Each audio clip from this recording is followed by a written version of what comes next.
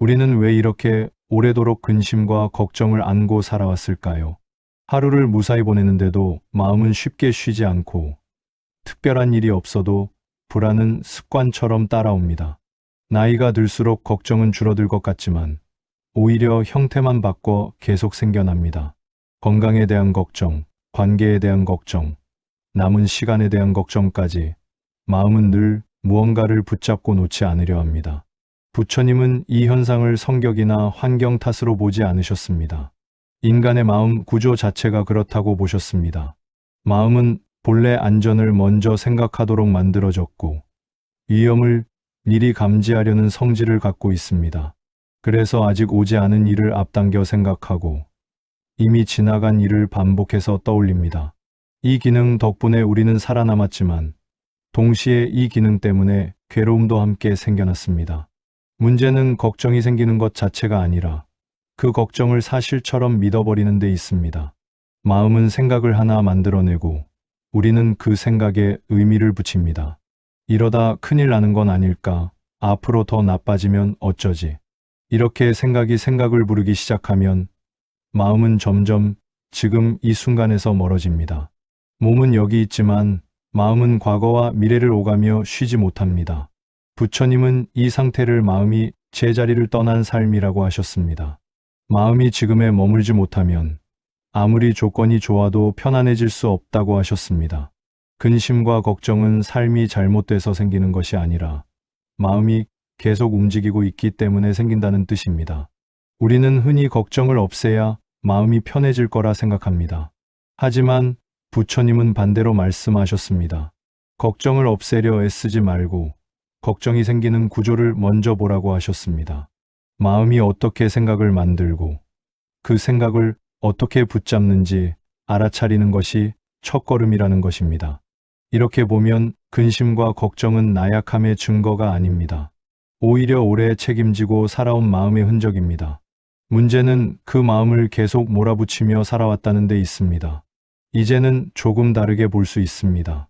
아, 지금 마음이 또 앞서가고 있구나. 이 한 번의 알아차림만으로도 마음은 잠시 멈춥니다. 부처님이 말한 마음 다스림의 시작은 특별한 수행이 아니라 이 구조를 이해하는 데 있었습니다. 이해가 생기는 순간, 걱정은 여전히 올라와도 예전처럼 마음을 휘두르지는 못합니다. 그렇게 마음은 조금씩 조용히 자기 자리로 돌아오기 시작합니다. 우리가 느끼는 대부분의 걱정은 사실 지금 이 순간에 실제로 일어나고 있는 일이 아닙니다. 몸은 비교적 안전한 자리에 있고 당장 해결해야 할 문제가 눈앞에 있지 않은데도 마음은 이미 내일로, 다음 달로, 혹은 몇 년 뒤로 가 있습니다. 부처님은 이 상태를 두고 이렇게 말씀하셨습니다. 걱정은 아직 오지 않은 일에 마음이 머물러 있을 때 생긴다고 말입니다. 우리는 흔히 걱정을 대비라고 부릅니다. 미리 생각해 두는 것이 현명하다고, 책임감 있는 태도라고 여깁니다. 하지만 부처님은 대비와 걱정을 분명히 구분하셨습니다. 대비는 지금 할 수 있는 행동으로 이어지지만 걱정은 생각 속에서만 맴돌 뿐이라고 하셨습니다. 행동하지 않는 걱정은 미래를 바꾸지 못하고 현재의 마음만 갉아먹습니다. 미래에 사는 마음은 늘 조건을 달고 다닙니다. 이렇게 되면 괜찮고 저렇게 되면 큰일이라는 식입니다. 이 조건들이 많아질수록 마음은 점점 더 불안해집니다. 아직 일어나지도 않은 일을 기준으로 지금의 나를 평가하게 되기 때문입니다. 그러다 보면 오늘 하루는 늘 부족하게 느껴지고 마음은 쉴 틈을 잃습니다. 부처님은 미래를 생각하지 말라고 하지 않으셨습니다. 다만 미래에 살지 말라고 하셨습니다. 계획은 하되 그 계획이 지금의 숨을 조이지 않게 하라는 뜻이었습니다.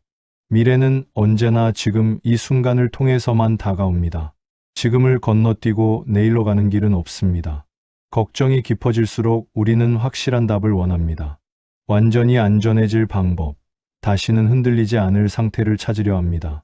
하지만 부처님은 그런 삶은 없다고 분명히 말씀하셨습니다. 불확실함은 삶의 일부이고 그 사실을 부정할수록 마음은 더 불안해진다고 하셨습니다. 그래서 부처님이 가르친 방법은 단순했습니다. 미래로 달려가는 마음을 지금으로 데려오는 연습입니다. 숨이 들어오고 나가는 감각을 느끼고 발이 바닥에 닿아 있는 느낌을 알아차리는 것. 아주 사소해 보이지만 이 현재의 감각들이 마음을 다시 제자리로 돌려놓습니다. 걱정은 완전히 사라지지 않을 수 있습니다. 하지만 미래에 머물던 마음이 지금으로 돌아오는 순간 걱정은 힘을 잃습니다. 부처님이 말한 마음의 평온은 아무 생각이 없는 상태가 아니라 생각이 있어도 지금을 살 수 있는 힘이었습니다. 그 힘이 자라날수록 우리는 미래를 덜 두려워하며 오늘을 살아갈 수 있게 됩니다. 사람의 마음을 가장 오래 괴롭히는 것은 지금의 어려움이 아니라 이미 지나간 일들인 경우가 많습니다. 밤이 되면 문득 떠오르는 말 한마디, 그때 하지 말았어야 했던 선택, 다르게 행동했다면 어땠을까 하는 생각들. 몸은 오늘에 누워 있는데 마음은 자꾸 과거로 돌아가 스스로를 태웁니다. 부처님은 바로 이 지점을 깊이 보셨고 이렇게 말씀하셨습니다. 이미 지나간 일로 자신을 태우지 말라고 말입니다. 우리는 흔히 후회를 반성이라고 부릅니다. 같은 실수를 반복하지 않기 위해 꼭 필요한 과정이라고 생각합니다. 하지만 부처님은 반성과 자책을 분명히 나누셨습니다. 반성은 지금의 삶을 바꾸기 위한 지혜이지만 자책은 과거에 머물며 자신을 벌주는 일이라고 하셨습니다. 같은 일을 떠올려도 무엇을 배울지를 보면 반성이 되고 왜 나는 이 모양일까를 반복하면 자책이 됩니다. 후회가 괴로운 이유는 바꿀 수 없는 것을 붙잡고 있기 때문입니다. 이미 끝난 말, 이미 지나간 시간, 이미 선택해버린 길. 마음은 그것들을 다시 움켜쥐고 흔들어 보지만 결과는 달라지지 않습니다. 그 사이 현재의 나는 점점 지치고 오늘의 삶은 소홀해집니다. 부처님은 이것을 스스로에게 불을 지피는 일이라고 표현하셨습니다. 부처님은 과거를 없애라고 하지 않으셨습니다. 기억은 삶의 일부이기 때문입니다. 다만 과거에 머물러 살지 말라고 하셨습니다. 후회가 올라올 때 그것을 밀어내거나 없애려 애쓰지 말고 이렇게 알아차리라고 하셨습니다. 아, 지금 마음이 과거로 가고 있구나. 이 한 번의 알아차림만으로도 마음은 과거와 거리를 둘 수 있습니다. 우리는 그때의 선택을 지금의 기준으로 평가합니다. 하지만 그때의 나는 그만큼밖에 알지 못했고 그 조건 안에서 최선을 다했을 뿐입니다. 이 사실을 인정하는 것이 마음을 다스리는 시작입니다. 잘못을 합리화하라는 말이 아니라 끝없이 자신을 벌주지 말라는 뜻입니다. 부처님이 말한 내려놓음은 과거를 잊는 것이 아닙니다. 과거가 지금의 나를 끌고 다니지 못하게 하는 힘입니다. 후회는 기억으로 남을 수 있지만 삶의 주인이 될 필요는 없습니다. 과거를 제자리에 두기 시작할 때 마음은 다시 오늘로 돌아옵니다. 그리고 비로소 지금 이 하루를 온전히 살아갈 힘을 얻게 됩니다. 서둘러 내려버립니다. 그 순간 생각은 나를 끌고 가고 마음은 그 생각의 포로가 됩니다. 부처님은 생각을 마음의 현상이라고 보셨습니다.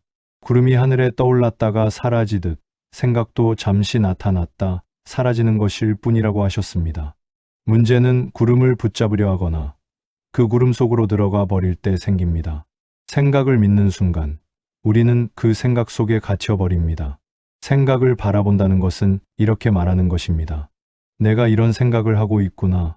이 한 문장만으로도 생각과 나 사이에는 거리가 생깁니다. 불안해도 나는 불안 그 자체가 아니고 걱정이 올라와도 나는 그 걱정이 아닙니다. 이 작은 거리감이 마음을 지켜줍니다. 부처님은 이 알아차림을 지혜의 시작이라고 하셨습니다. 처음에는 쉽지 않습니다. 생각이 너무 빠르게 이어지기 때문입니다. 하지만 생각을 멈추려 애쓸 필요는 없습니다. 멈추지 않아도 됩니다. 다만 따라가지 않으면 됩니다. 생각이 흘러가도록 두고 한 걸음 물러서서 바라보는 연습을 하는 것입니다. 강 건너 불을 보듯 생각을 지켜보라고 하신 이유가 여기에 있습니다. 생각을 바라보기 시작하면 신기한 변화가 생깁니다. 생각의 힘이 약해지고 마음은 조금씩 고요해집니다. 같은 걱정이 올라와도 예전처럼 깊이 빠지지 않습니다. 생각이 나를 끌고 가는 것이 아니라 내가 생각을 바라보는 자리에 서게 됩니다. 부처님이 말한 자유는 생각이 없어지는 상태가 아닙니다. 생각에 휘둘리지 않는 상태입니다. 생각을 믿지 말고 바라보는 이 첫 번째 지혜를 익히는 순간 근심과 걱정은 예전만큼 마음을 흔들지 못합니다. 마음은 비로소 제자리로 돌아오기 시작합니다. 우리가 무언가를 꼭 붙잡고 놓지 못할 때 흔히 이렇게 말합니다. 사랑해서 그렇다고, 책임감 때문이라고, 정이 있어서 어쩔 수 없다고 말입니다. 하지만 부처님은 전혀 다른 말씀을 하셨습니다. 집착은 사랑이 아니라 두려움에서 나온다고 하셨습니다. 이 말은 많은 사람의 마음을 정확히 찌릅니다. 사랑은 상대를 자유롭게 합니다. 있어도 좋고 없어도 그 존재를 존중합니다. 하지만 집착은 다릅니다. 잃을까봐 불안하고, 변할까봐 두렵고, 나 없이 잘 지낼까봐 마음이 조급해집니다. 그래서 붙잡습니다. 관계를, 사람을, 지나간 시간을, 심지어 이미 끝난 감정까지 놓지 못합니다. 그 중심에는 늘 두려움이 있습니다. 붙잡을수록 마음이 아픈 이유는 간단합니다. 변하지 않는 것을 붙잡고 있기 때문입니다. 세상에 변하지 않는 것은 없는데 마음은 변하지 않기를 요구합니다. 이 관계는 그대로여야 하고, 이 사람은 내 곁에 있어야 하고, 이 상황은 달라지면 안 된다고 마음속으로 외칩니다. 하지만 현실은 늘 흘러갑니다. 그 흐름을 거스르는 순간 마음은 상처를 입기 시작합니다. 부처님은 집착을 불에 비유하셨습니다. 손에 불을 쥐고 있으면 따뜻할 것 같지만 결국 손만 데일 뿐입니다. 붙잡고 있을수록 더 아프고 더 놓기 어려워집니다. 집착이 깊어질수록 마음은 더 불안해지고 작은 변화에도 크게 흔들립니다. 사랑한다고 믿었던 감정이 어느새 괴로움으로 바뀌는 이유입니다. 많은 사람들이 이렇게 말합니다. 내가 이렇게까지 붙잡는 건 마음이 약해서라고. 하지만 부처님은 마음이 약해서가 아니라 너무 오래 불안을 안고 살아왔기 때문이라고 하셨습니다. 상실을 견디는 연습을 하지 못했고 변화를 받아들이는 법을 배우지 못했기 때문입니다. 그래서 마음은 붙잡는 쪽을 선택합니다. 집착을 내려놓는다는 것은 사랑을 버리는 일이 아닙니다. 두려움을 내려놓는 일입니다. 없어도 무너지지 않아도 된다는 것을, 변해도 내가 사라지는 것은 아니라는 사실을 마음에 조금씩 알려주는 과정입니다. 그 순간 마음은 처음으로 숨을 쉽니다. 부처님은 이렇게 말씀하셨습니다. 붙잡지 않을 때 비로소 진짜 사랑이 시작된다고. 붙잡지 않아도 괜찮아질 때 마음의 고통은 자연스럽게 줄어듭니다. 집착이 풀리는 자리에는 평온이 남습니다. 그리고 그 평온이야말로 우리가 그토록 원하던 마음의 안식입니다. 마음을 편안하게 하려다 보면 많은 사람들이 두 가지 극단에 서게 됩니다. 하나는 감정을 억누르는 것이고 다른 하나는 감정에 휩쓸려 버리는 것입니다. 화가 나면 참아야 한다고 다짐하고 슬프면 아무 일 없는 척 넘기려 합니다. 반대로 한번 감정이 올라오면 그 감정 속에서 하루를 다 써버리기도 합니다. 부처님은 이 두 가지 모두 마음을 편하게 하지 못한다고 보셨습니다. 그래서 이렇게 말씀하셨습니다. 있는 그대로 보되 그 자리에 머물지 말라고 말입니다. 감정을 있는 그대로 본다는 것은 솔직해지는 일입니다. 지금 화가 났구나. 지금 서운함이 있구나. 지금 마음이 무겁구나 하고 인정하는 것입니다. 많은 괴로움은 이 첫 단계를 건너뛰면서 시작됩니다. 감정을 느끼는 순간부터 이러면 안 된다고 판단하고 스스로를 다그치기 때문입니다. 부처님은 감정 자체는 죄가 아니라고 하셨습니다. 감정은 자연스럽게 일어나는 마음의 움직임일 뿐입니다. 문제는 감정에 머무를 때 생깁니다. 화가 난 이유를 계속 곱씹고 누가 잘못했는지 따지고 그 상황을 머릿속에서 반복 재생합니다. 슬픔이 올라오면 과거의 상처까지 끌어와 마음을 더 무겁게 만듭니다. 이렇게 감정에 머무는 순간 감정은 흘러가지 못하고 마음속에 고입니다. 고인 감정은 언젠가 더 큰 형태로 터져 나옵니다. 부처님은 감정을 강물에 비유하셨습니다. 강물은 흐를 때 맑고 막아두면 썩습니다. 감정도 마찬가지입니다. 억누르지 말고 붙잡지 말고 그냥 흘러가게 두라고 하셨습니다. 감정을 흘려보낸다는 것은 무시하는 것이 아니라 계속 붙들지 않는 것입니다. 지금 이런 감정이 있구나 하고 바라본 뒤 더 이상 이야기를 덧붙이지 않는 것입니다. 이때 도움이 되는 것은 몸의 감각입니다. 감정은 생각과 붙어 있을 때 힘이 세집니다. 하지만 숨이 들어오고 나가는 감각, 발이 바닥에 닿아 있는 느낌, 손에 느껴지는 온기를 느끼는 순간 감정은 자연스럽게 힘을 잃습니다. 마음이 다시 지금 이 순간으로 돌아오기 때문입니다. 부처님은 감정을 없애려 하지 말라고 하셨습니다. 오히려 감정을 허락하되 머물 자리를 주지 말라고 하셨습니다. 이 차이를 알게 되면 마음은 훨씬 부드러워집니다. 예전처럼 감정 하나에 하루가 흔들리지 않습니다. 울어도 괜찮고 화가 나도 괜찮지만 그 감정이 나를 끌고 가도록 허락하지 않는 힘이 생깁니다. 있는 그대로 보고 머물지 않는 연습은 하루아침에 완성되지 않습니다. 하지만 이 연습이 쌓이면 마음은 점점 가벼워집니다. 감정은 여전히 오지만 오래 머무르지 않습니다. 그렇게 마음은 조금씩, 그러나 분명하게 편안해지는 길로 들어섭니다. 사람이 불안해지는 가장 큰 이유는 지금의 상태가 이대로 계속될 것 같다는 생각 때문입니다. 이 괴로움이 끝나지 않을 것 같고, 이 걱정이 평생 따라다닐 것 같고, 이 상황이 바뀌지 않을 것 같다는 착각이 마음을 옥죄입니다. 부처님은 바로 이 지점을 짚으며 아주 단순하지만 가장 강력한 말씀을 남기셨습니다. 모든 것은 변한다. 이 한 문장이 불안을 약하게 만드는 가장 근본적인 진리입니다. 우리는 힘든 순간일수록 변하지 않을 것 같은 착각에 빠집니다. 오늘도 불안하니 내일도 그럴 것 같고, 한번 무너진 마음은 다시 일어서지 못할 것처럼 느껴집니다. 하지만 가만히 돌아보면 과거의 수많은 순간도 그렇게 영원할 것 같았지만 결국 지나갔습니다. 그때의 고민, 그때의 사람, 그때의 감정은 지금 이 자리에 그대로 남아있지 않습니다. 변하지 않는 것처럼 보였을 뿐 이미 다 흘러가 버렸습니다.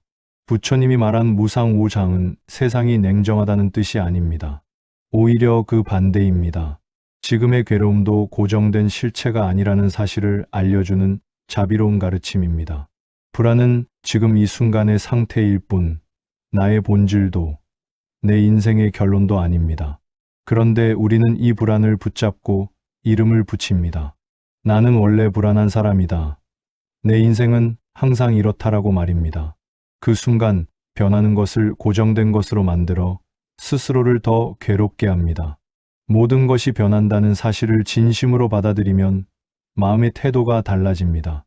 지금 불안해도 이 상태가 전부는 아니라는 여지가 생깁니다. 당장 사라지지 않아도 괜찮습니다. 중요한 것은 언젠가는 달라진다는 사실을 아는 것입니다. 이 알문 불안을 몰아내지 않지만 불안이 마음을 지배하지 못하게 합니다. 부처님은 변화 속에 저항하지 말라고 하셨습니다. 변하지 않으려 애쓸수록 괴로움은 커집니다. 감정도, 상황도, 관계도 흐르는 대로 두면 제자리를 찾아갑니다. 불안이 올라올 때 이 또한 지나간다라고 속삭이는 것은 회피가 아니라 지혜입니다. 지금의 나를 부정하지 않으면서도 이 상태에 갇히지 않게 해주기 때문입니다. 모든 것은 변합니다. 이 말은 희망을 억지로 만들어내는 주문이 아닙니다. 이미 수없이 증명되어 온 삶의 진실입니다. 이 진리를 마음에 놓아두는 순간 불안은 여전히 존재하더라도 그 무게는 분명 가벼워집니다. 그리고 그 가벼움이 마음이 다시 숨을 쉬기 시작하는 지점입니다. 사람의 마음이 가장 빠르게 흔들리는 순간은 현실이 나빠질 때가 아니라 비교가 시작될 때입니다. 부처님은 괴로움의 많은 부분이 상황 그 자체가 아니라 마음이 만들어낸 분별에서 비롯된다고 보셨습니다. 그 분별의 대표적인 형태가 바로 비교입니다. 비교하는 순간 평온하던 마음은 조용히 균형을 잃기 시작합니다. 우리는 잘 지내다가도 남의 이야기를 듣는 순간 마음이 달라집니다.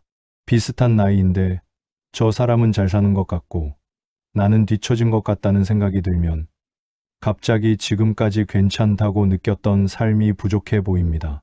어제까지 만족하던 일상이 오늘은 초라하게 느껴집니다. 삶이 실제로 나빠진 것은 아닌데 마음은 갑자기 무거워집니다. 이것이 비교의 힘입니다. 비교는 언제나 이와 아래를 만듭니다. 나보다 나아 보이는 사람 앞에서는 열등감이 생기고 나보다 힘들어 보이는 사람 앞에서는 안도와 동시에 묘한 불안이 생깁니다. 어느 쪽이든 마음은 편안해지지 않습니다. 비교는 결코 마음을 쉬게 하지 않습니다. 부처님이 비교를 경계하신 이유가 여기에 있습니다. 비교는 끝이 없고 기준은 늘 바뀌기 때문입니다. 특히 노년에 가까워질수록 비교는 더 교묘해집니다. 젊을 때는 성과를 비교했다면 이제는 건강, 자식, 재산, 관계를 비교합니다. 저 사람은 아직 정정한데 나는 왜 이럴까? 저 집 자식은 잘 되는데 우리는 왜 이럴까? 같은 생각이 마음을 파고듭니다. 이 비교는 위로를 주지 않고 오히려 불안을 키웁니다. 남의 삶을 기준으로 삼는 순간 내 삶은 항상 부족해질 수밖에 없습니다. 부처님은 괴로움에서 벗어나는 길로 남과 나를 나누는 마음을 내려놓으라고 하셨습니다. 각자의 인연은 다르고 살아온 조건도 다르며 흐름도 다릅니다. 그런데 비교는 이 모든 차이를 무시한 채 하나의 잣대를 들이댑니다. 그 잣대에 나를 올려놓는 순간 마음은 스스로를 공격하기 시작합니다. 남을 보지 않을 때 비로소 마음은 제자리를 찾습니다. 남의 속도를 내려놓고 내 속도를 인정하는 순간 조급함이 줄어듭니다. 남의 결과를 내려놓고 지금 내가 살아내고 있는 하루를 바라보는 순간 괴로움은 힘을 잃습니다. 비교를 멈춘다고 세상과 단절되는 것이 아닙니다. 단지 내 마음을 괴롭히는 불필요한 기준을 내려놓는 것입니다. 부처님이 가르친 평온은 남보다 나아지는 데서 오지 않습니다. 남과 나를 견주지 않을 때 이미 그 자리에 있습니다. 비교는 괴로움의 시작이지만 비교를 내려놓는 순간 마음은 다시 숨을 쉴 수 있습니다. 그리고 그 숨고르기 하나만으로도 삶은 훨씬 부드러워집니다. 우리가 근심과 걱정에서 좀처럼 벗어나지 못하는 이유는 마음이 늘 지금이 아닌 곳에 머물러 있기 때문입니다. 부처님은 괴로움의 원인을 멀리서 찾지 않으셨습니다. 과거를 붙잡거나 미래로 달려가는 마음을 바로 보셨습니다. 그래서 이렇게 말씀하셨습니다. 근심을 끊는 자리는 오직 지금 이 순간뿐이다. 사람의 마음은 가만히 현재에 머무는 법이 드뭅니다. 몸은 지금 이 자리에 있는데 마음은 이미 어제의 말 한마디에 머물러 있거나 아직 오지도 않은 내일을 걱정하고 있습니다. 그 사이에 지금의 숨, 지금의 햇빛, 지금의 하루는 조용히 지나갑니다. 우리는 하루를 살고 있지만 정작 하루를 살아내고 있지는 못한 채 시간을 흘려보냅니다. 부처님은 괴로움이 생기는 구조를 아주 단순하게 설명하셨습니다. 과거에 머무르면 후회가 되고 미래에 머무르면 불안이 되며 지금에 머무르면 괴로움이 약해진다고 하셨습니다. 지금 이 순간에는 생각보다 큰 문제가 없습니다. 숨은 들어오고 나가고 몸은 여기 있으며 오늘은 아직 끝나지 않았습니다. 그런데 마음이 그 자리를 떠나는 순간 괴로움은 시작됩니다. 많은 사람들이 이렇게 말합니다. 지금에 집중하라니 그게 말처럼 쉬운가요? 부처님은 집중하라고 하지 않으셨습니다. 억지로 마음을 붙들어 두라고도 하지 않으셨습니다. 다만 지금에서 도망가지 말라고 하셨습니다. 생각이 과거로 가면 지금 마음이 과거로 갔구나 하고 알아차리고 미래로 가면 또 앞서가고 있구나 하고 알아차리면 된다고 하셨습니다. 돌아오라는 말이 아니라 떠난 것을 알아차리라는 가르침입니다. 지금 이 순간은 특별할 필요가 없습니다. 명상처럼 고요하지 않아도 되고 감정이 없어야 하는 것도 아닙니다. 불안해도 지금이고 복잡해도 지금입니다. 중요한 것은 이 상태를 밀어내지 않고 있는 그대로 두는 것입니다. 감정을 없애려 하지 않고 생각을 멈추려 하지 않는 순간 마음은 오히려 조금씩 가라앉기 시작합니다. 부처님은 지금을 도망치지 않아도 되는 자리라고 보셨습니다. 지금에 머문다는 것은 인생을 포기하는 것이 아니라 인생과 싸우지 않는 태도입니다. 오늘의 나를 부정하지 않고 지금의 상태를 실패로 규정하지 않을 때 마음은 쓸데없는 긴장을 풀기 시작합니다. 근심은 과거와 미래를 오가며 힘을 얻습니다. 하지만 지금 이 순간에는 머물 자리가 없습니다. 그래서 부처님은 말씀하셨습니다. 괴로움에서 벗어나고 싶다면 멀리 가지 말고 지금으로 돌아오라고 말입니다. 지금 숨 쉬고 있는 이 자리, 바로 여기에서 마음은 처음으로 쉬기 시작합니다. 우리는 흔히 이렇게 생각합니다. 일이 잘 풀리면 마음이 편해질 거라고, 조건이 좋아지면 걱정이 사라질 거라고 말입니다. 돈이 조금 더 있으면, 관계가 정리되면, 몸이 지금보다 나아지면 비로소 행복해질 수 있을 것 같다고 믿습니다. 하지만 부처님은 이 생각부터 조용히 내려놓으라고 하셨습니다. 행복은 바깥에 있지 않다고 분명히 말씀하셨기 때문입니다. 사람이 바깥 조건에 기대어 행복을 찾기 시작하면 마음은 늘 부족해집니다. 조건은 잠시 만족을 주지만 오래 머물지 않습니다. 하나가 채워지면 또 다른 것이 필요해지고 하나의 걱정이 사라지면 새로운 걱정이 생깁니다. 그래서 조건에 기대는 마음은 언제나 불안과 함께 움직입니다. 부처님은 이 상태를 끝없이 목마른 마음이라고 보셨습니다. 우리가 착각하는 지점이 하나 있습니다. 평안은 문제가 없어야 오는 것이라고 믿는 점입니다. 하지만 부처님은 정반대로 보셨습니다. 문제는 있어도 마음은 편안할 수 있고 조건이 부족해도 마음은 고요할 수 있다고 하셨습니다. 평안은 환경이 만들어주는 결과가 아니라 마음을 어떻게 쓰느냐에 따라 생기는 상태이기 때문입니다. 예를 들어 같은 상황에서도 누군가는 크게 흔들리고 누군가는 비교적 담담합니다. 이 차이는 능력이나 성격의 문제가 아니라 마음이 바깥에 붙어 있는지 안쪽에 머물러 있는지의 차이입니다. 바깥 조건에 마음을 맡긴 사람은 상황이 바뀔 때마다 흔들리고 마음을 자기 안에 두는 사람은 상황 속에서도 중심을 잃지 않습니다. 부처님이 말한 평안은 특별한 감정이 아닙니다.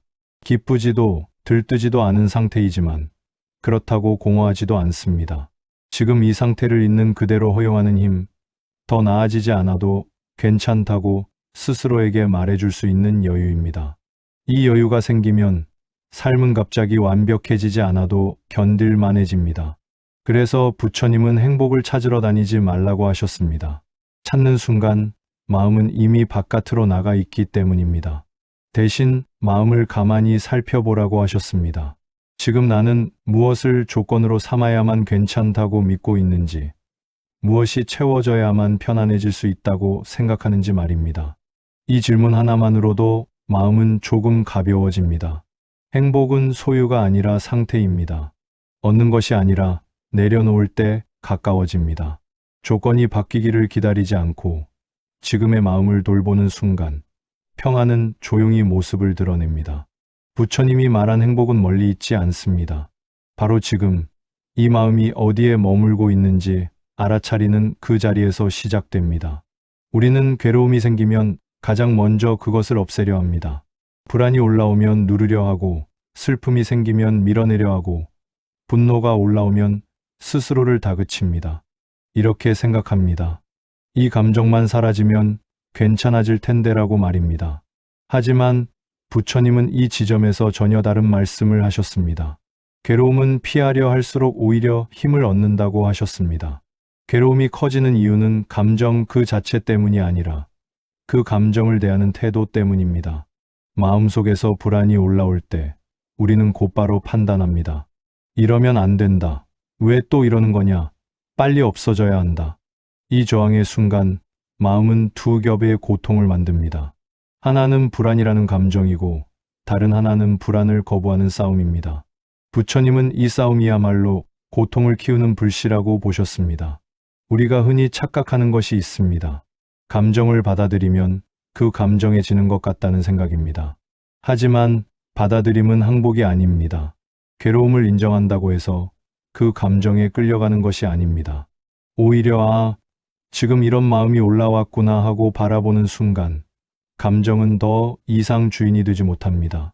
저항이 멈추면 괴로움은 스스로 힘을 잃기 시작합니다. 부처님은 괴로움을 없애려 하지 말고 있는 그대로 보되 머물지 말라고 하셨습니다. 밀어내지도 말고 붙잡지도 말라는 뜻입니다. 감정은 원래 파도처럼 올라왔다가 내려갑니다. 그런데 우리는 그 파도에 이름을 붙이고 의미를 부여하고 이야기를 덧붙이면서 스스로를 더 흔들리게 만듭니다. 이 불안은 큰일의 신호야. 이 슬픔은 평생 갈 거야 같은 생각들이 감정을 오래 붙잡아 둡니다. 저항하지 않는다는 것은 아무것도 하지 않는다는 뜻이 아닙니다. 지금 올라오는 감정을 억지로 바꾸려 하지 않고 판단 없이 바라보는 태도입니다. 숨이 가빠지면 숨이 가쁜 것을 알고 마음이 무거우면 무거운 채로 알아차리는 것. 이 단순한 태도가 마음을 가장 빠르게 가라앉힙니다. 부처님은 이것을 지혜로운 관찰이라고 불렀습니다. 괴로움은 해결해야 할 문제가 아니라 지나가야 할 현상입니다. 밀어낼수록 오래 머물고 붙잡을수록 깊어집니다. 하지만 저항을 내려놓는 순간 괴로움은 더 이상 설 자리를 찾지 못합니다. 우리가 할 일은 고통을 이기는 것이 아니라 고통과 싸우지 않는 것입니다. 그때 마음은 비로소 조용해지고 고통은 생각보다 훨씬 빨리 사라집니다. 우리는 마음이 힘들어질수록 이런 말을 자주 합니다. 마음을 좀 비워야겠다. 생각을 없애고 감정을 지우고 아무것도 느끼지 않으면 편해질 것 같기 때문입니다. 하지만 부처님은 마음을 비우려고 애쓰지 말라고 하셨습니다. 마음은 비우려 할수록 더 시끄러워지고 더 많은 생각으로 반응하기 때문입니다. 마음을 비우려는 시도는 사실 또 다른 집착입니다. 이 상태여야 한다. 이렇게 느끼면 안 된다는 기준을 하나 더 만드는 셈입니다. 그러다 보면 마음은 계속 검사받는 상태가 됩니다. 지금은 비워졌나? 아직 남았나? 왜 또 생각이 올라오나? 이렇게 자신을 감시하는 동안 마음은 오히려 더 긴장합니다. 부처님은 이 지점을 분명히 보셨습니다. 문제는 마음이 가득 차 있어서가 아니라 너무 많은 것을 붙잡고 있기 때문이라고 하셨습니다. 붙잡는다는 것은 생각을 사실로 믿는 것이고 감정을 나 자신이라고 여기는 것입니다. 불안이 올라오면 나는 불안한 사람이다라고 붙잡고 슬픔이 생기면 나는 늘 이런 인생이라고 결론을 내립니다. 이렇게 붙잡는 순간 마음은 그 생각과 감정에 묶입니다. 비우려 애쓰는 대신 붙잡고 있는 것을 하나 내려놓기 시작하면 마음은 자연스럽게 가벼워집니다. 부처님이 가르친 길은 비우기가 아니라 덜 붙잡기였습니다. 생각이 올라와도 따라가지 않고 감정이 생겨도 판단하지 않는 것. 이 정도면 충분합니다. 생각이 있어도 괜찮고 감정이 남아 있어도 괜찮습니다. 다만 그것을 쥐고 끌고 다니지 않으면 됩니다. 이 태도 하나로 마음은 큰 싸움을 멈춥니다. 우리는 종종 완전히 비워진 상태를 상상합니다. 아무 생각도 없고 아무 감정도 없는 고요한 마음 말입니다. 하지만 그런 상태를 목표로 삼는 순간 마음은 또 목표에 매달립니다. 부처님은 목표 없는 평온을 이야기하셨습니다. 지금 있는 생각을 없애려 하지 않고 지금 있는 감정을 고치려 하지 않는 평온입니다. 덜 붙잡는 연습은 아주 현실적입니다.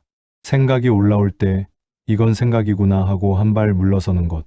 감정이 생길 때 이 감정이 나를 정의하지는 않아라고 속으로 말해보는 것. 이 작은 거리 두기가 마음을 비웁니다. 텅 비워서가 아니라 쥐고 있던 손을 조금 펴서 말입니다.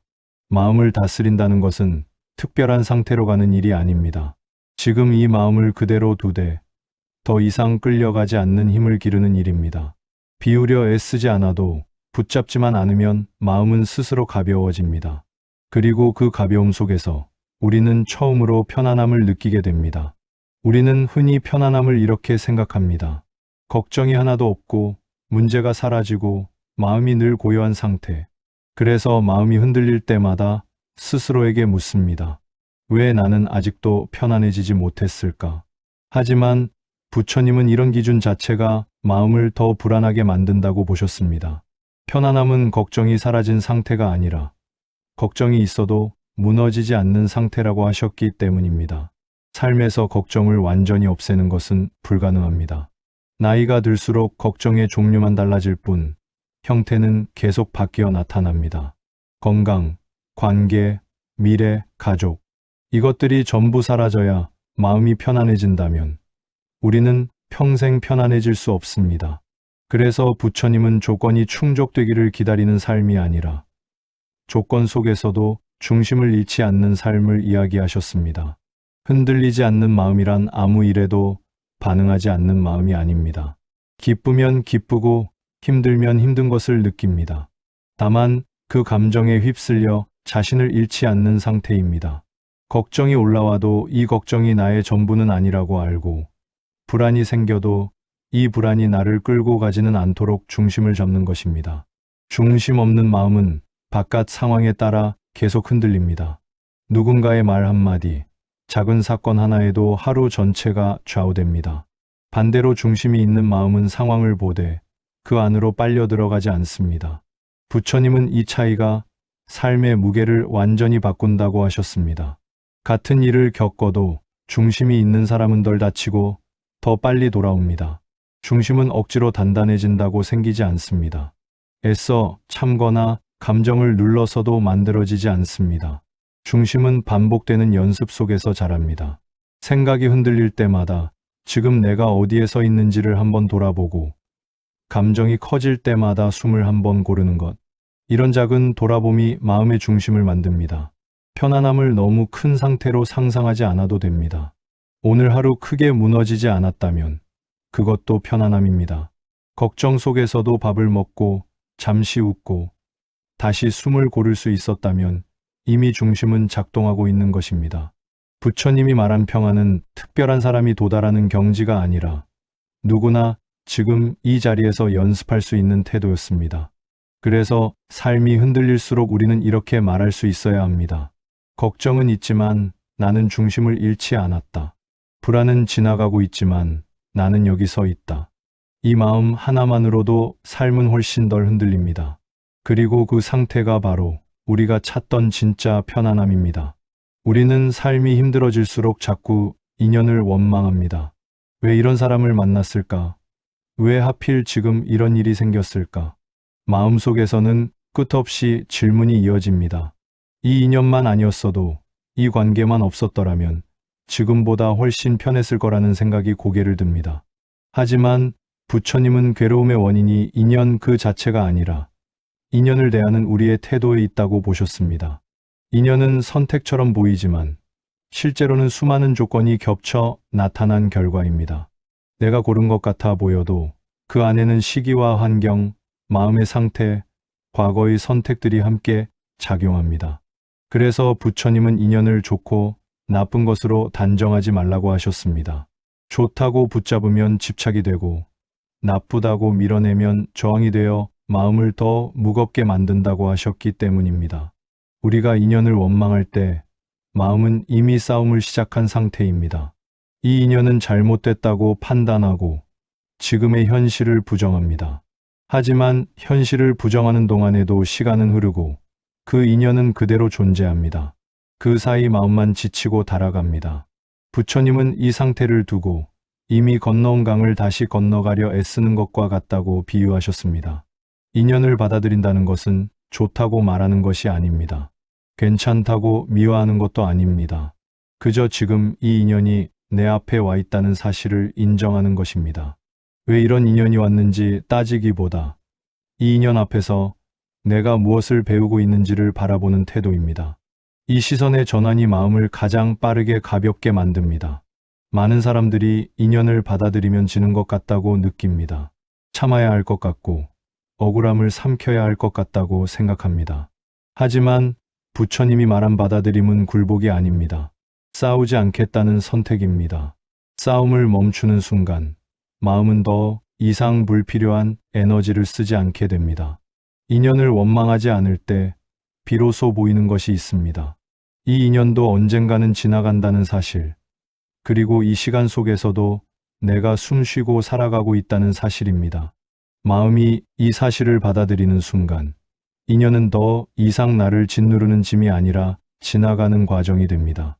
지금의 인연이 힘들다면 그것은 당신이 잘못 살아서가 아닙니다. 삶이 당신에게 지금 이 자리에서 머물러 보라고 건네는 한 장면일 뿐입니다. 그 장면을 밀어내지 않고 바라볼 수 있을 때 마음은 놀랄 만큼 가벼워집니다. 인연은 그대로여도 괴로움은 그 자리에 머물지 않습니다. 그리고 그때 우리는 처음으로 알게 됩니다. 인연을 바꾸지 않아도 마음은 충분히 편안해질 수 있다는 것을. 우리는 오래도록 근심을 안고 살아왔습니다. 근심이 없는 삶은 무책임한 것 같았고, 걱정을 내려놓으면 더 큰 문제가 생길 것 같았습니다. 그래서 마음이 편해질 기회가 와도 스스로 그것을 밀어냈습니다.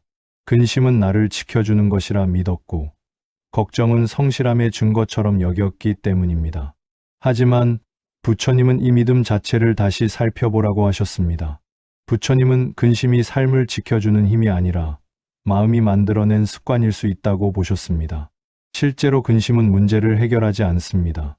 같은 걱정을 반복할수록 상황이 나아지는 것이 아니라 마음만 더 달아갑니다. 그럼에도 우리는 근심을 붙잡습니다. 이유는 단순합니다. 근심을 내려놓으면 마치 모든 것을 포기하는 것처럼 느껴지기 때문입니다. 하지만 근심을 내려놓는다는 것은 삶을 포기하는 일이 아닙니다. 오히려 삶을 다시 지금으로 돌려놓는 일입니다. 근심은 대부분 아직 오지 않은 미래에 머물러 있습니다. 혹시 잘못되면 어쩌지, 나중에 후회하면 어쩌지, 이런 생각들은 지금 이 순간에는 아무런 도움이 되지 않습니다. 부처님은 이 상태를 두고 아직 오지 않은 불을 먼저 맞고 있는 것과 같다고 하셨습니다. 근심은 책임감에서 나온 것처럼 보이지만 실제로는 통제하고 싶은 마음에서 생깁니다. 모든 것을 미리 알고 싶고 모든 결과를 예측하고 싶은 마음입니다.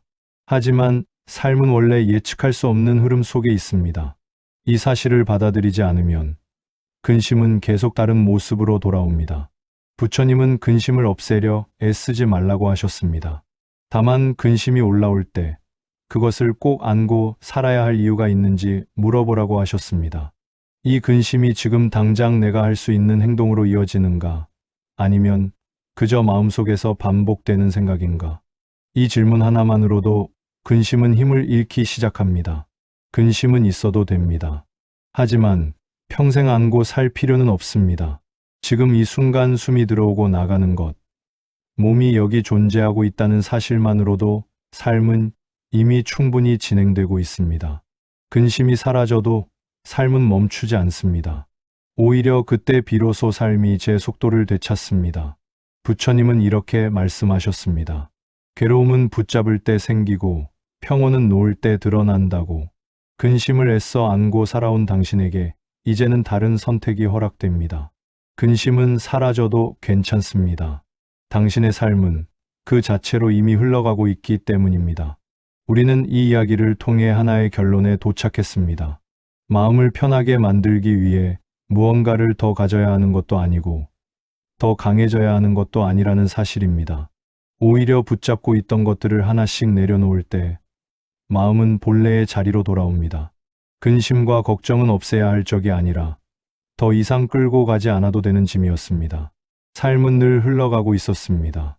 우리가 애써 붙잡고 있던 순간에도 버티며 참아왔던 시간 속에서도 시간은 멈추지 않았습니다.